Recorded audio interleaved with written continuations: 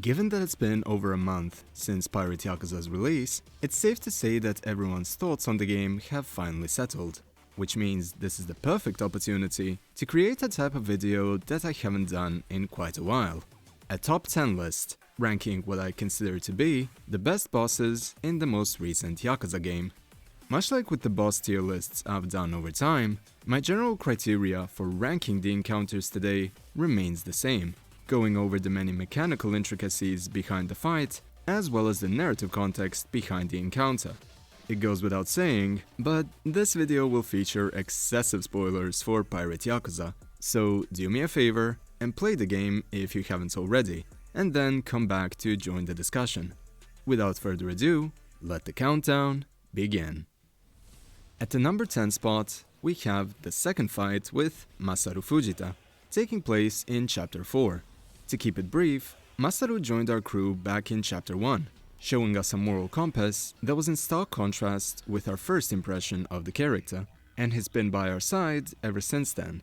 However, over the course of Chapter 4, we are led to believe that Masaru is going to betray the Goro pirates ahead of an important fight. Rather than to explain his side of the story, which would essentially uncover an old transgression of his, the chef thought it would be best to just flee unnoticed. Except we catch him, and so a fight ensues. While the betrayal arc may have come out of nowhere, I can excuse the way Masaru acted here overall, and it gave way to a solid boss fight. We have a great dynamic intro, the return of his signature boss theme, May I Take Your Order, though sadly, unlike his first fight, there is no QTE present this time round. The main thing dragging this fight down for me is the nature of Masaru's moveset, as enemies carrying a giant weapon that frequently stun you or knock you down have been a pet peeve of mine ever since my Ishin Kiwami Platinum journey. Having said that, Masaru 2 is still an exceptional fight overall, and serves as a nice way of giving a bit more nuance to this character's writing. In spot number 9, we have another fight from Chapter 4, but it's one that I had to begrudgingly include considering the unique nature of Pirate Yakuza. Most people would likely disqualify any ship-related combat encounters from a list like this, but considering the mechanic's prominence in the critical path and the relevance of this Leviathan in terms of altering Majima's trajectory, it still felt right to put it on the list. Indeed, this is the fight against the squid that effectively jump-started this whole spin-off by stripping Majima of his memories through the impact of its attack. It's a pretty straightforward clash, mechanically speaking. Much like in Infinite, you have 3 targets, and by getting rid of the tentacles, you can take aim at the squid's eyes to do some real damage to the health gauge. If we don't count the whole random teleportation across the sea, this is actually one of the most interesting boat fights overall, but as a boss fight, it's kind of hard to evaluate. It has no dynamic intro or QTE, and the OST used is reprised from Infinite Wealth's 2 uses. Given that this is an entry marred by technicalities, it can only be ranked so high, but I feel that this squid genuinely deserves the number 9 spot for the plot relevance and how it improves on the ship combat premise up to this point in the story. Just make sure to grind for better cannons, cause I wound up fighting Mr. Great One here and Queen Michelle's fleet with literally no upgrades on my first run, and while a war of attrition might fit the narrative, it probably wasn't what RGG had in mind when they threw this oddity your way. In 8th place, we have the first fight against the Men in Black, which takes place in the finale. So, what's the deal with these guys?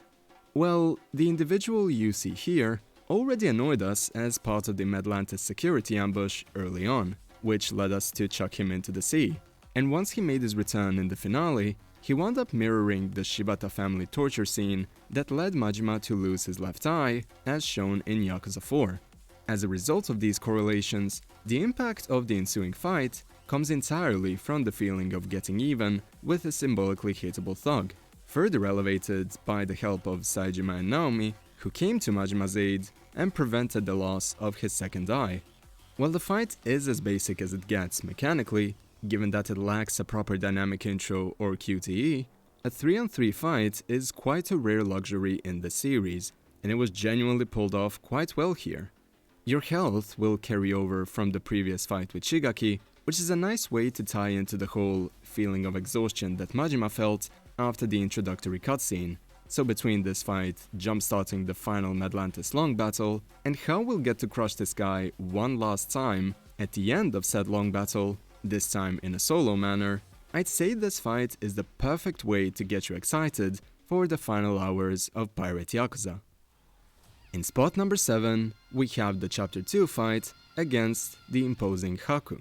Once we returned to Madlantis, a group of Palicana members abducted Noah, leading to the first proper long battle of the game, and by the end of this endeavor, we were met face to face with this rather strange individual.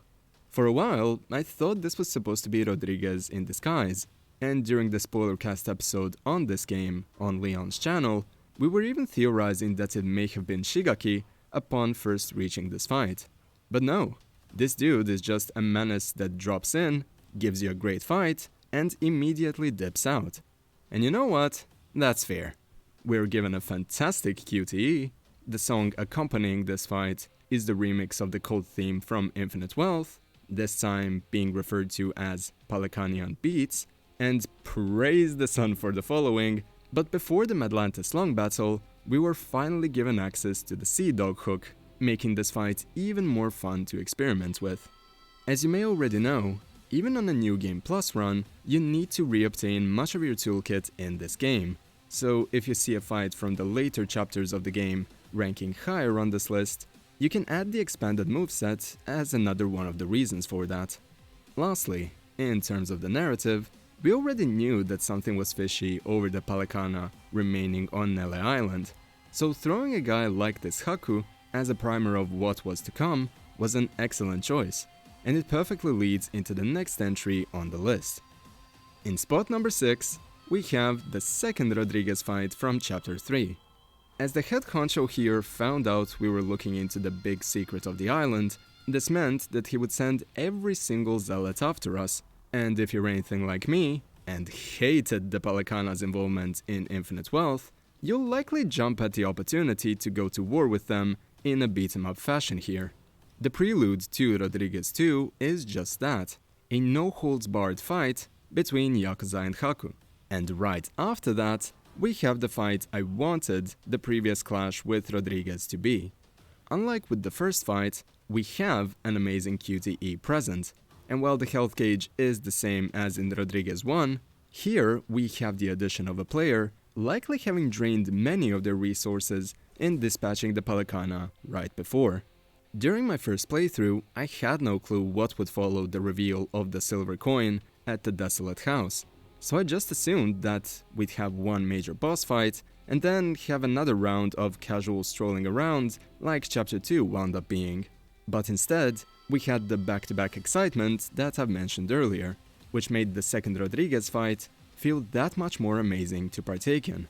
It's the steady escalation of conflict and the mechanical improvement that was given to this encounter that makes Rodriguez 2 a deserved number 6 spot, and an amazing way to end the chapter. Starting off the top 5 is the second fight against Shigaki. At this point in the story, we finally found the Treasure of Esperanza, but Raymond pulled a classic Yakuza 4 Kiryu Chapter 4 on us, betraying everyone and everything, as well as abducting one of Jason's daughters.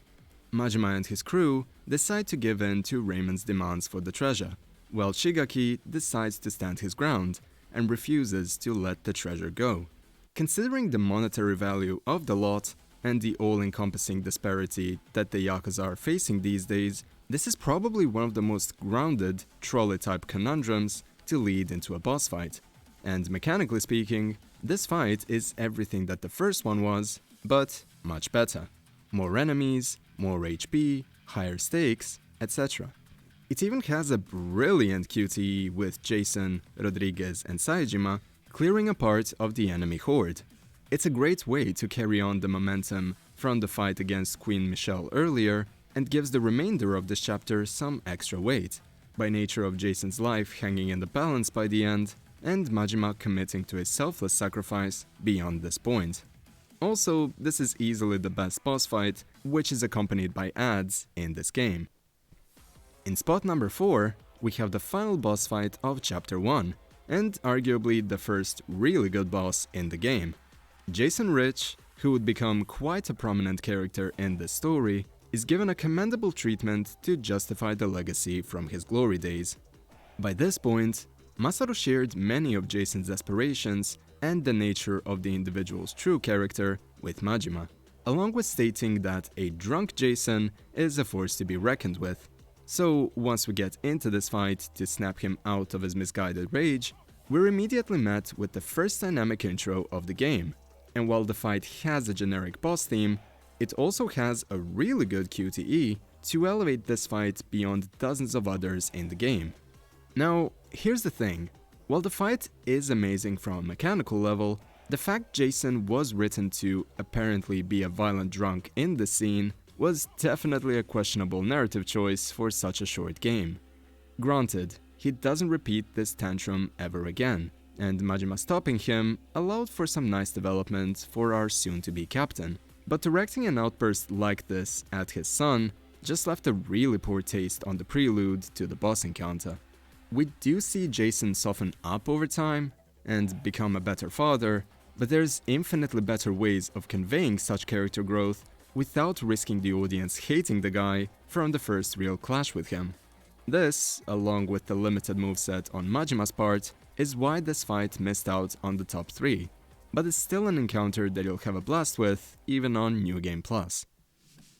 Alright, in spot number 3, we have what is probably a fairly controversial take. For anyone who may not know, the voice actor of Shigeki Baba from Yakuza 5 made a miraculous return in Pirate Yakuza, as he voices the one and only Mortimer. Now, personally, I was very excited over this guy's potential involvement, and our first chat with him was quite promising, looking back. But then the story effectively discarded him in lieu of several thousand tutorials and dozens of mini-bosses, meaning that his character arc was woefully cut short. I'm saying this because if Mortimer had a tiny bit more screen time, or one more meaningful interaction with the Goro Pirates crew, this would be a perfect contender for a proverbial S-tier fight. He has a very classy dynamic intro, has a unique boss theme in the form of Storm of Blades, and his fight actually has 2 distinctly different mechanical phases. Phase 1 is an apt swashbuckling sword duel, which then seamlessly transitions into the actual one-on-one boss fight. Mortimer's general moveset is also quite varied, and he makes use of some tools that were essentially lifted from Kiryu's agent style, in a sense. Among other things, he has drones at his disposal, for whatever reason. And honestly, the idea of fighting someone who remained at the top of the Colosseum in a place as dastardly as Medlantis meant that Mortimer would have to be a genuine trickster.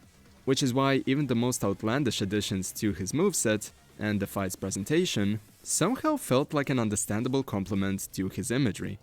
It genuinely pains me to see a character like this lack the refinement that a number of the other cast members had, cause this guy could have wound up being another unique fan favorite in the ranks of Higashi from Judgment or perhaps Hayashi, specifically in Yakuza 2. But as it stands right now, Mortimer will remain in the 3rd spot. In spot number 2, on the other hand, we have one of the most divisive parts of this already fairly divisive game.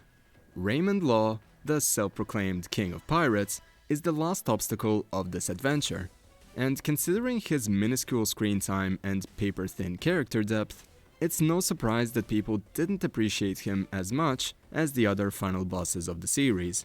I've even seen people call him the worst final boss ever, which, speaking as someone who has witnessed the gameplay and narrative nature of Kenzan's final boss, the gameplay choices of OG2's boss, or the narrative choices for the likes of the final boss of the Majima saga and some of 5's final bosses, well, frankly, when you take the entirety of this series into consideration, the sentiment towards Raymond being the worst becomes increasingly less believable.